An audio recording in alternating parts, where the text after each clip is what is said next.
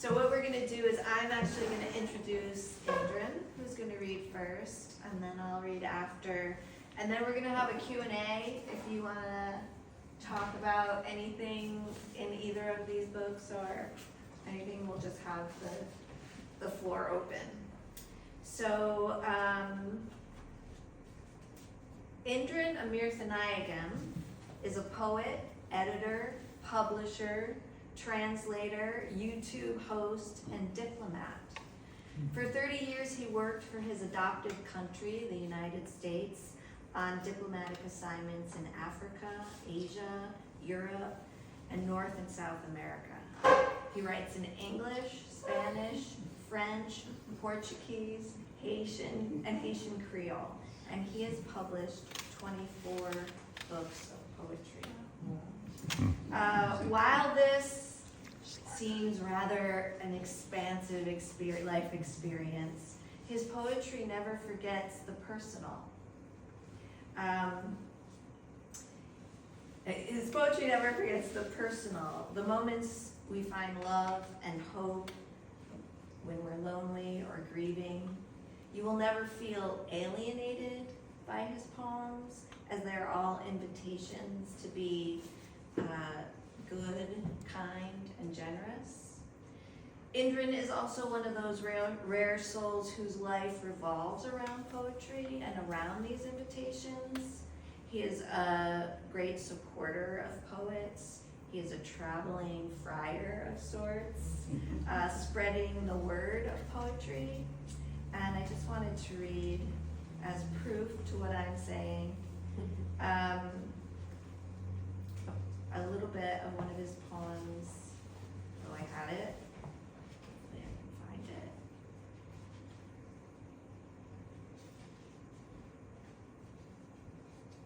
What page, Indran?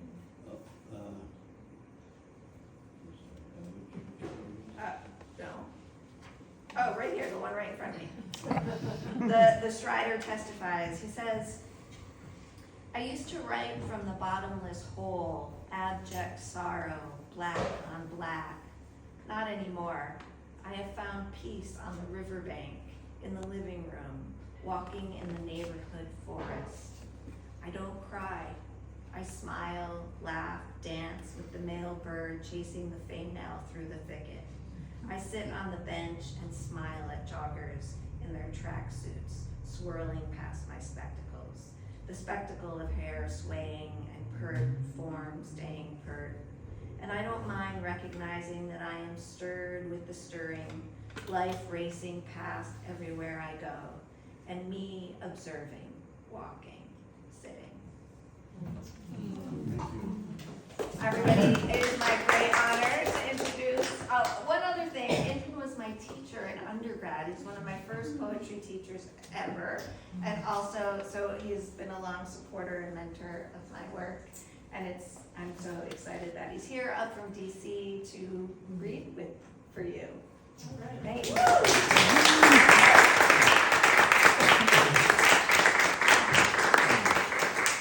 Thank you so much, Maria. Thank you to this wonderful, beautiful library. It's opened its doors to us this evening.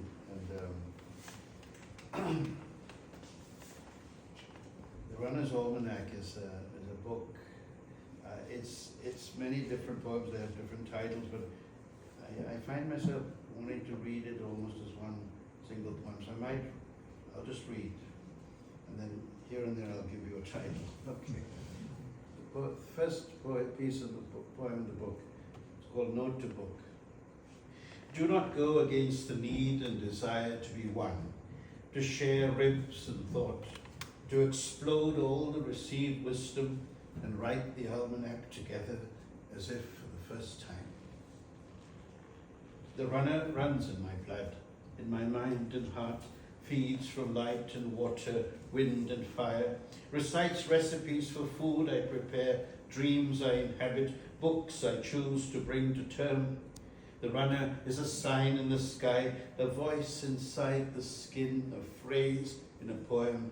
The runner carries 2 X chromosomes to my X and Y, but is not opposed, shares the enterprise.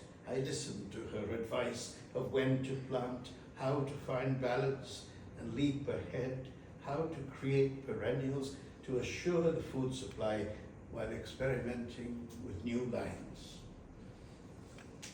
You are running out of the mountain, across the bridge into the park, running wrapped in a shawl, protecting passing walkers, birds, trees, clearing muddied thoughts, focusing on 10,000 steps, perfect pitch, running in my heart, beating in step, my mind composing these lines. Strider, keenness of feeling, desire to speak overwhelming as I search for the right form to express overflowing need, to banish sleep, wake up running, dancing to Graceland, Aqualung, Lola, Yellow Submarine, and to you on the trail, sauntering in my sleep, then trilling in morning, bird song, sporting rabbit ears, keen for the almost silent step of the photographer before dashing off into the brush, fawning deer surprised by the spring, drinking woodpecker, even stopping its relentless eating just for a minute as you run by, as you run this poem into a state of atonement, of salvation, of bliss at the miracle of life, popping out from the dark, tangled interstices of melancholy where my heart had foundered until you whistled by striding.